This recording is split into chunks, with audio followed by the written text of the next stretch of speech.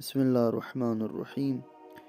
امام زمانہ علیہ السلام کا شیخ مفید علیہ رحمہ کو ایک خط۔